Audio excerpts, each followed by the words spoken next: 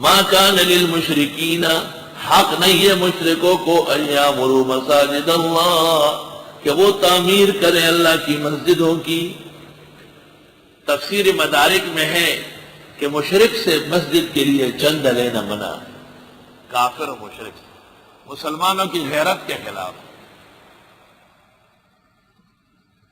شاہدین علی انفسہم، جبکہ وہ گواہ ہیں اپنے بارے میں بالکفر، کفر کی، خود کفر کی گواہی دے رہے۔ اولئک حبطت اعمالہم، ان لوگوں کے ضائع ہو گئے اعمال، وفی النار ہم خالدون، اور جہنم میں ہمیشہ رہیں گے۔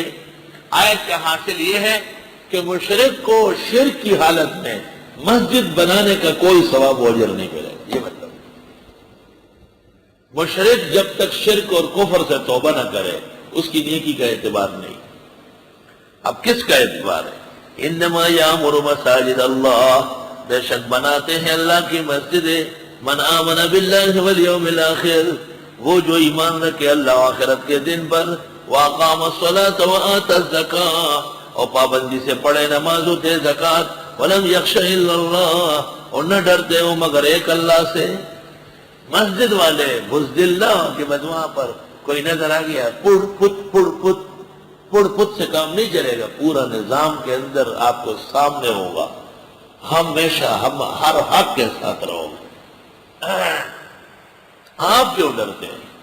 ڈرے وہ جو ناحق باتیں منوانے آتے، وہ ڈرے، ہمیں ڈرنے کی ضرورت نہیں۔ انما یامر مساجد اللہ من آمن باللہ والیوم الاخر واقام الصلاۃ وآت الزکاۃ ولم یخش الا اللہ، دین والوں کو، مسجد والوں کو اللہ سے ڈرنا چاہیے، کہیں اور نہیں۔ فعسیٰ اولئک ان یکونوا من المہتدین، بس امید ہے کہ یہ لوگ ہوں گے ہدایت یافتوں میں سے۔ اب مشرکین نے کہا ہم موسم حج میں پانی پلاتے ہیں اور ہم بیت اللہ کی تعمیر کرتے ہیں۔ اجعلتم سقایت الحاج وعمارت المسجد الحرام، آیا تم سمجھتے ہو حاجیوں کو پانی پلانا اور بیت اللہ کی تعمیر کرنا؟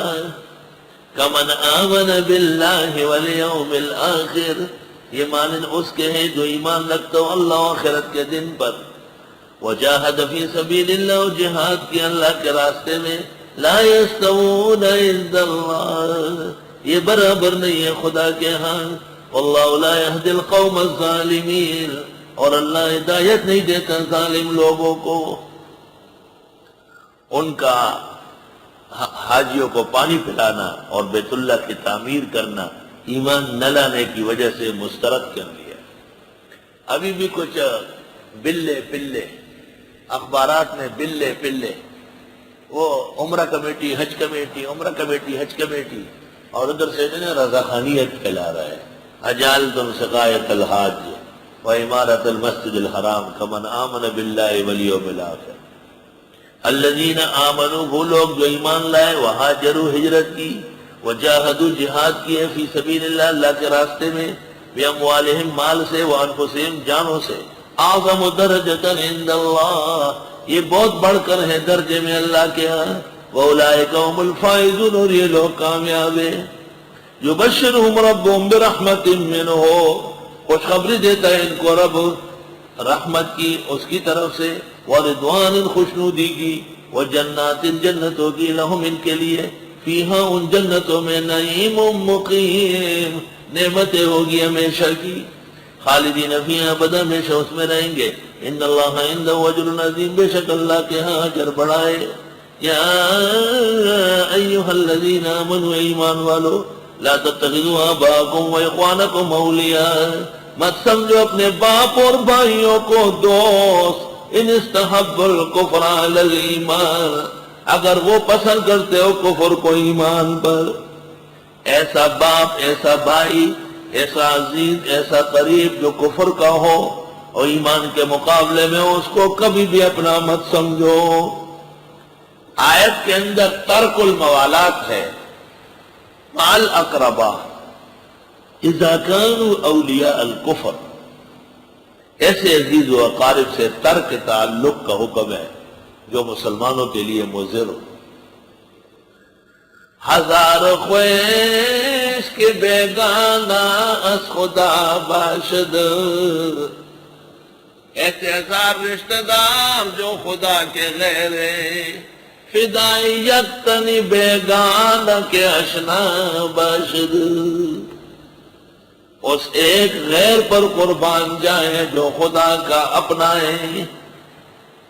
اے ایمان والو، مت سمجھو اپنے باپ اور بھائیوں کو خیر خواہ، ان استحب الکفر علی الایمان، اگر وہ ترجیح دیتے ہو کفر کو ایمان پر، وَمَن يَتَوَلَّهُم مِّنكُمْ، اور جو دوست سمجھتا ہو ان کو تم میں سے کفر کو، فَأُولَئِكَ هُمُ الظَّالِمُونَ، یہ لوگ ظالم ہوں گے۔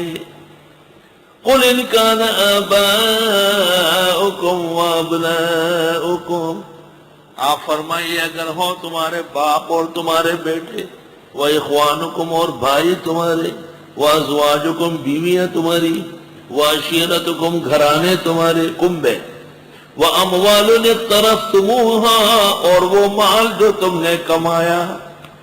مال دو قسم کا ہوتا ہے، ایک وہ جو کہیں سے بچ جائے آپ کو ملے تیار، اس پر دل نہیں دکھتا، خود بھاگا دوڑی کر کے، اور آدمی ایک مقام اپنائے نا اس کو بہت خیال رہتا ہے، پھر اپنے ڈالروں کو بہت گن گن کے قدم رکھتا ہے۔ توبہ توبہ۔ ایک مولوی مر گیا، وہ اکثر تقریروں میں کہتا تھا میں کسی بڑے عالم کا داماد نہیں، میں کسی بڑے عالم کا بیٹا نہیں، میری اپنی بہادری ہے۔ میں نے ایک دن سمجھایا، میں نے کہ یہ باتیں روز اچھی نہیں لگتی، رہنے دو بس۔ اگر کسی نے پوچھا آپ سے کہ کوئی مقام نہیں ہے آپ کا، خیال ہے آپ کا، پھر کیا کرو؟ قل آپ فرمائیے ان کان آباؤکم وابناؤکم واخوانکم وازواجکم وعشیرتکم، اب تمہارے باپ، تمہارے بیٹے، تمہارے بھائی، تمہاری بیویاں، تمہارے کنبے، واموال اقترفتموها اور وہ مال جو تم نے کمایا، وتجارت تخشون کسادها اور وہ تجارت سے ڈرتے ہو تم اس کے کھوٹا ہونے سے، یہ چلے گی نہیں، بازار بند ہو جائے گا، فلاں جماعت میں شرکت کر لوں گا تو تجارت ٹپ ہو جائے گی، اور جب فلاں جماعت کے لوگ وزیر بن گئے تو سارے جماعت میں بھاگ آئے۔ وَمَسَاكِنُ تَرْضَوْنَهَا اور وہ رہائش گاہیں جو تم کو بہت اچھی لگتی ہیں، مکان، محل، بنگلہ، کوٹھی، باغ، اس سے آدمی کی فطری محبت ہوتی ہے، اگر یہ تمہیں اچھی لگتی ہے، احب الیکم زیادہ پسند ہے تم کو، من اللہ ورسولہ اللہ اس کے رسول سے، وجہاد فی سبیلہ اور جہاد سے اس کے راستے میں۔ اصل میں باپ، بیٹا، بھائی، بیوی کا خاندان، مال، تجارت پہ اعتراض نہیں نہ مکان پر، ان چیزوں سے ایسا تعلق کہ اس کی وجہ سے اللہ، رسول اور جہاد آدمی چھوڑ دے، یہ خطرناک بات ہے۔ فَتَرَبَّصُوا پس تم انتظار کرو، حَتَّى يَأْتِيَ اللَّهُ بِأَمْرِهِ یہاں تک کہ لے آئے اللہ اپنا فیصلہ، وَاللَّهُ لَا يَهْدِي الْقَوْمَ الْفَاسِقِينَ اور اللہ ہدایت نہیں دیتا فاسق لوگوں کو۔